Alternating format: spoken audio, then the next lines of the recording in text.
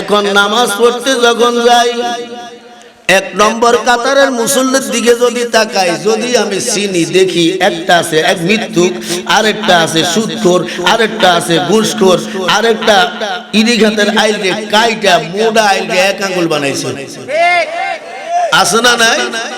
মনে কষ্ট নিবে। এরা আবার নামাজের মসজিদে গেলে কত নম্বর কাতারে? তাইলে এদের কি আসলে নামাজ পড়ে?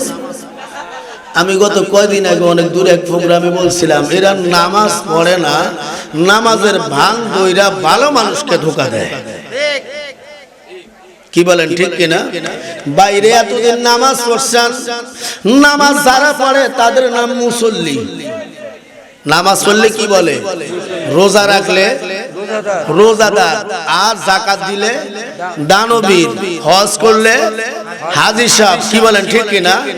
নামাজ পড়লেন আপনি নামাজি,